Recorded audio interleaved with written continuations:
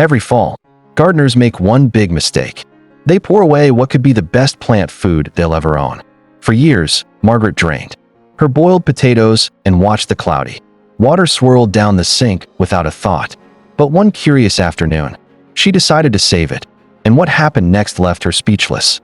Within days, her wilted herbs perked up and her tomato plants burst into new blooms. Was it magic? Or just the hidden power inside boiled potato water? Let's find out in this backyard experiment that's surprising gardeners everywhere. Actionable and relatable advice. Margaret has been gardening for nearly 50 years. Her hands, rough from soil yet gentle as morning light, still move with the same tenderness she once used to braid her daughter's hair before school. She is the kind of woman whose garden tells her life story. Every rose bush marking a season, every patch of herbs growing beside memories of family dinners. To her neighbors, Margaret is the quiet expert on the street. She's the one who knows when rain is coming just by the smell of the wind, who can revive a drooping plant with nothing but patience, warm water, and a whispered prayer. Over the years, she's trusted the old, dependable tricks: coffee grounds for hydrangeas, eggshells for tomatoes, crushed leaves for soil fluff. She even keeps a small journal where she writes planting dates according to the moon phases, a habit her grandmother taught her long before gardening apps existed. But despite all this wisdom, there was one thing Margaret never paid attention to: the leftover water from her kitchen pots. Boiled potato water? Rice water? To her, it was just another cloudy liquid to pour down the sink while the steam fogged her glasses. She'd watch it disappear and think nothing of it, until that one curious afternoon. Her daughter had visited earlier that week and teased her about how nothing in your kitchen ever goes to waste except that water. Margaret laughed it off at first, but the words lingered. So on a quiet fall day, standing barefoot in her warm kitchen, she paused before dumping the pot. For the first time in decades, she wondered what she was throwing away. She looked at the pale, starchy water swirling in the pot and thought about her tired herbs outside, the ones that had struggled through summer heat. Something inside nudged her, the same instinct that told her when to prune her roses or when to leave the tomatoes alone. What if this could help? She whispered. It was such a small moment, a simple pause. But for Margaret, a gardener who believed in listening to the earth, it was a moment that would change her entire growing season. Little did she know she was about to stumble into an experiment that gardeners everywhere had been debating for years, and her results would shock even her seasoned eyes. Tip 1. Potato water magic. It was a chilly morning, the kind where the air smelled faintly of wood smoke, and the sky looked like unpolished silver. Margaret had just finished boiling potatoes for her breakfast hash when she caught herself staring at the pot again. The cloudy, milky water shimmered faintly in the light, as if holding a secret. She carried it outside carefully, steam rising like a soft ghost in the cool air. Her marigolds, once bright as sunshine, had begun to droop after the cold nights. Their leaves were curling, their petals fading into a tired orange-brown. Most gardeners would have pulled them out by now, but Margaret wasn't ready to give up. So, with a slow hand and a hopeful heart, she poured the warm potato water at their base. The soil sizzled quietly as it drank, releasing a faint earthy aroma, a smell she loved more than any perfume. She didn't expect much. After all, what could old potato water really do? But nature has a way of rewarding curiosity. A few days later, as she came out to hang laundry, something caught her eye. The marigolds weren't drooping anymore. Their color had deepened, not bright like before, but richer, almost glowing. New buds peeked through the green like shy children. The transformation was subtle, but unmistakable. Margaret leaned in, her hands resting on her knees, and smiled. "You liked that, didn't you?" she murmured. She didn't know it then, but she had just given her garden a microbial feast. You see, when you boil potatoes, a small amount of starch and trace minerals leach into the water. That cloudy look? It's actually food, not for us, but for the soil. The starch acts like a gentle energy source for beneficial microbes, the tiny living workers that make nutrients available to your plants.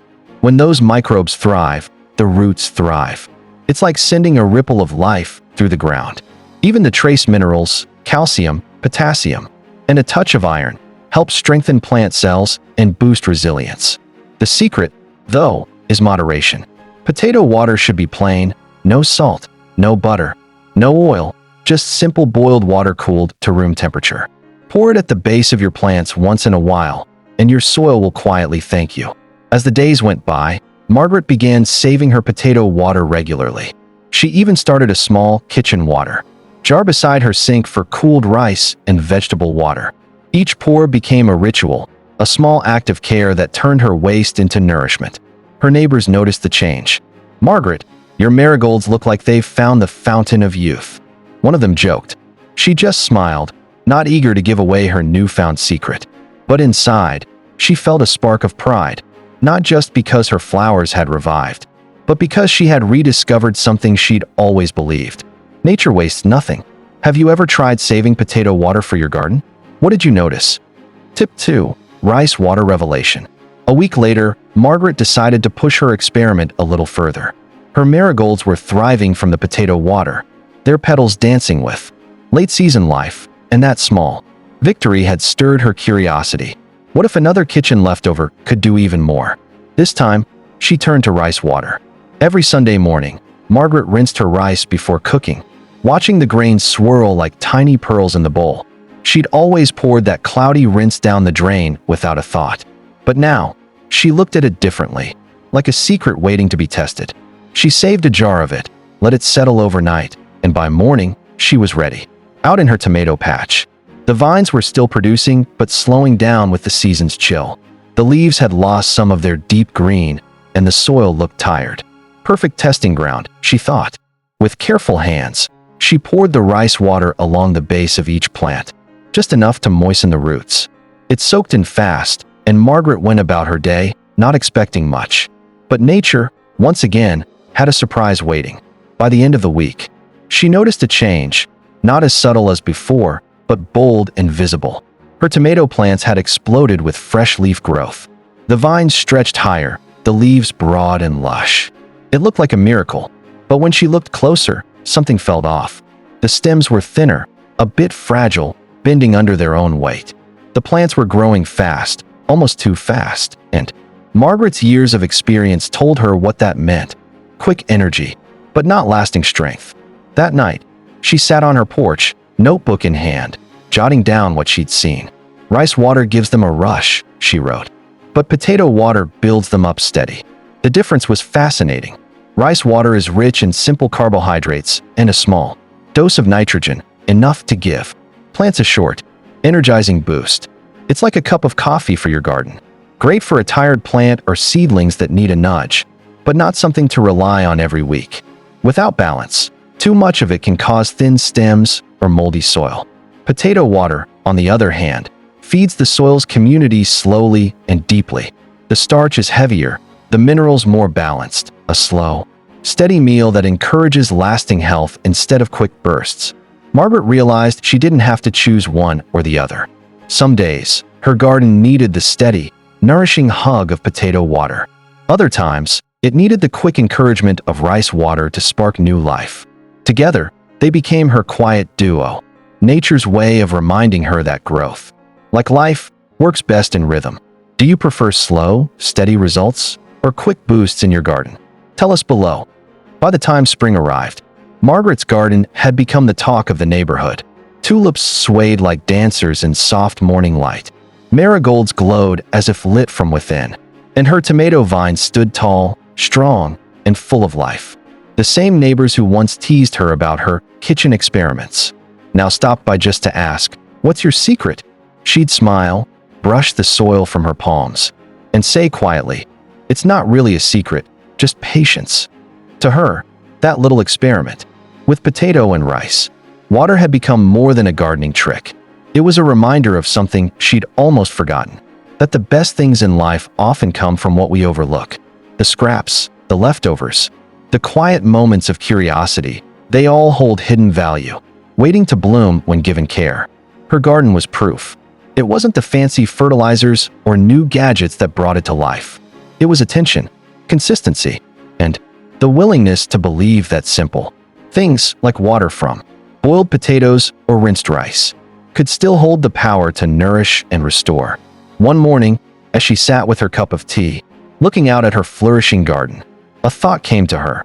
Maybe the secret to good soil isn't what we buy, but what we learn not to waste. And maybe, she thought, that lesson goes beyond the garden. Because gardening, at its heart, isn't just about plants, it's about people. It's about remembering that growth takes time, that small daily acts add up, and that sometimes, life gives us everything we need right in our own kitchen. By spring, Margaret's garden was glowing. Neighbors called it a miracle. She just called it patience. Maybe the secret to good soil isn't what we buy, but what we learn not to waste. What's one old kitchen secret you still swear by? Share it below. You might inspire someone's garden today. Let the video end with a pause. No loud outro, no flashy text. Just the sound of birds and a gentle fade to the channel logo, accompanied by a warm reminder on screen. The Evergreen Seniors, where old wisdom grows new life. This moment should feel like a quiet reflection, not a sales pitch, the kind of ending that leaves viewers thinking about their grandmother's garden or the first plant they ever grew.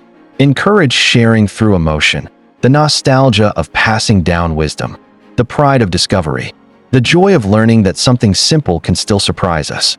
Because when a story ends softly, it doesn't just fade, it lingers. And that's how hearts and gardens grow.